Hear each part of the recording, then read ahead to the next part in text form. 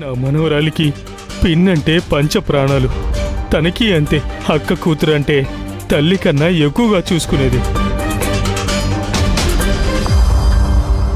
నా మనవరాలికి తలనొప్పి వచ్చింది ఈ పిన్ని మీద బెంగతో. ఆ దేవుడు గొప్పవాడు. నా కూతురిని నాకు చూపించాడు. నా బిడ్డ నాకు దొరికింది.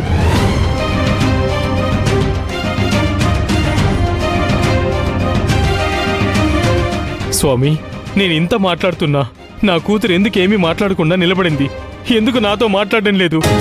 ఇక్కడెందుకుంది? మా ఇంటికి ఎందుకు రాలేదు? మేము ఒక రోగికి వైద్యం చేసి వస్తుంటే ఈమెకి యాక్సిడెంట్ అయ్యి రోడ్డు మీద పడిపోయి ఉంది. ఎవరో కారుతో గుద్దేసి పట్టించుకోకుండా వెళ్ళిపోయారు.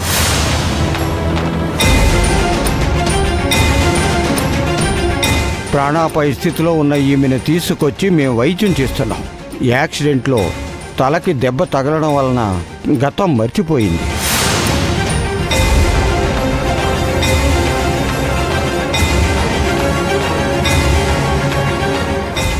ఆమెకు గతం గుర్తుకు రావడానికి మేము చికిత్స చేస్తున్నాం.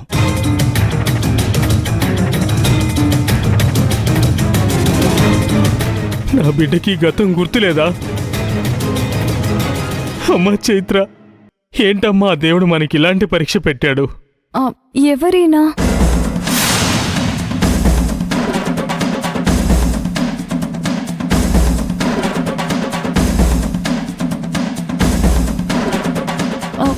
ఎందుకు నన్ను బిడ్డ అని పిలుస్తున్నారు? ఎందుకు ఇలా మాట్లాడుతున్నారు? అమ్మా చైత్ర, నేనమ్మా నీకు జన్మనిచ్చిన తండ్రినమ్మా. నేను నీకు గుర్తు రావడం లేదా? అయ్యో దేవుడా, ఎందుకయ్యా ఈ జగన్నాటకం?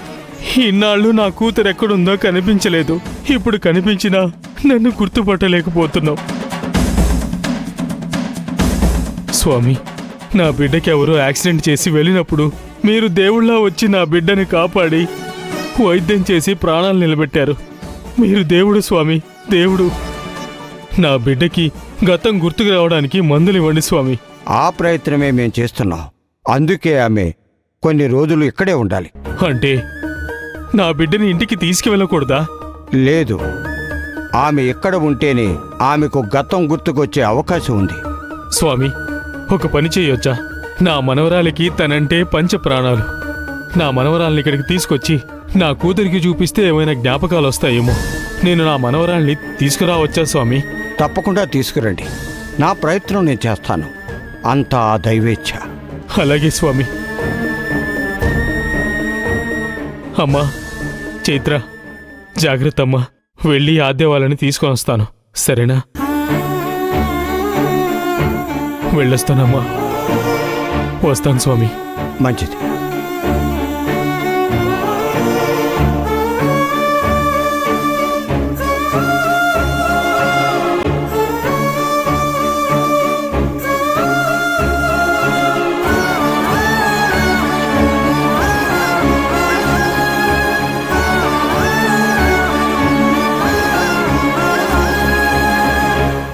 నేను చెప్పాను కదా మావయ్య గారు, ఆమె జీవితంలో ఏమో జరగకూడని సంఘటనలు జరిగాయని.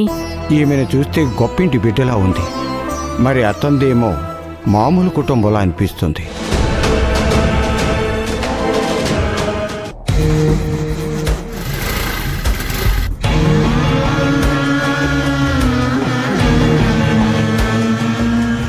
హలో, నువ్వు అక్కడే ఉండు, నేనే వస్తాను.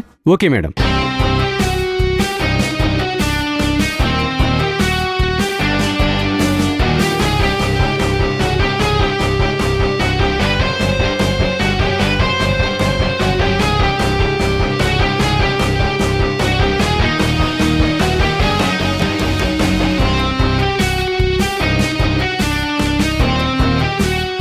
మీరు నందిని గారా?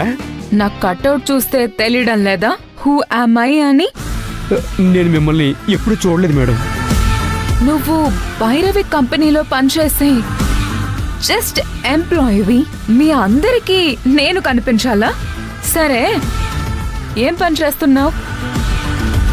మేనేజర్ కదా? అవును మేడం. మీ వర్కర్స్ కి బోనస్ ఎప్పుడు ఇచ్చేది? ఉగాదికి ఒకసారి, దీపావళికి ఒకసారి మేడం. ఎంత పర్సంటేజ్ ఇచ్చేది? 20% మేడం. 20%? అంటే నెలకి 30,000 శాలరీ తీసుకునే ఒక్క వర్కర్ కి 75,000 మనం బోనస్ గా ఇవ్వాలి. అవును మేడం. 20% ఇవ్వాలని రూల్స్ ఏమైనా ఉన్నాయా? 20% ఇవ్వాలని రూల్స్ ఏమీ లేవు మేడం. ఇది శివగామి మేడం వర్కర్స్ మీద ఉన్న అభిమానంతో ఇస్తున్న బోనస్ మేడం. ఇది కొన్ని సంవత్సరాలుగా నడుస్తున్న ఆనవాయితీ మేడం. హరిప్రసాద్ సార్ ఉన్నప్పుడు 15% ఇచ్చేవాళ్ళు. శివగామి మేడం దాన్ని 20% పెంచారు. అంటే రాబోయే దివాళీకి మనం దాదాపు బోనస్ కోసం 2 కోట్లు పైగా ఖర్చు చేయాలి కదా? అవును మేడం. యావరేజ్గా అంతే ఇవ్వాల్సి ఉంటుంది. అయితే ఈ దివాళీ నుంచే బోనస్ ని 8.3% కి తగ్గిస్తున్నామని నోటీసులు ఇవ్వండి. అలా కుదరదు మేడం. హేయ్, నా ముందు వాయిస్ రైజ్ చేసి మాట్లాడకూడదు.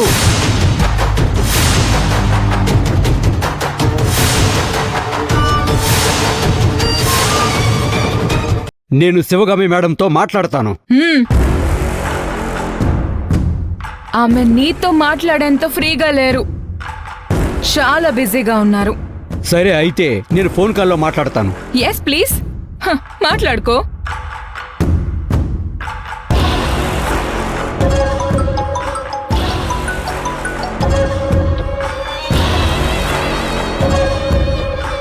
హలో మేడం, నేను ఫ్యాక్టరీ హెచ్ఆర్ మేనేజర్ మోహన్ మాట్లాడుతున్నాను.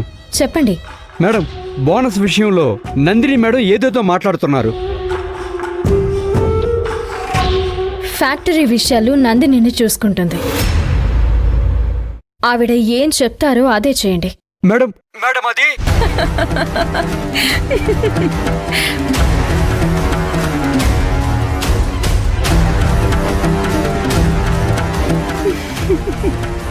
ఛే,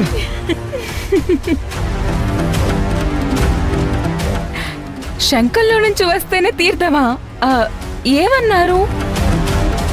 ఇక ముందు వ్యాపార వ్యవహారాలన్నీ నందినిదే అని చెప్పారా?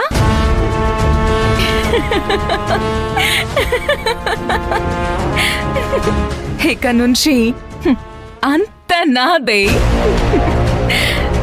అలా వీలు కాదు మేడం. మన కంపెనీలో యూనియన్ ఉంది. వాళ్ళతో చర్చించకుండా మనం ఏ నిర్ణయం తీసుకోలేము. ఏ కారణం లేకుండా కోత విధించలేము మేడం. యూనియన్ వాళ్ళు ఇది ఒప్పుకోకపోతే పని ఆపేసి స్ట్రైక్ చేస్తారు మేడం. వాళ్ళకి 20% బోనస్ అలవాటు చేస్తారు మేడం.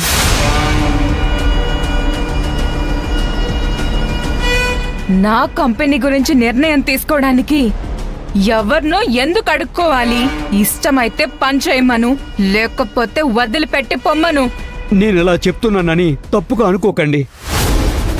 ఈ కంపెనీలు ఎలా నడుస్తాయనేది మీకు సరిగ్గా తెలిసినట్లు లేదు మేడం.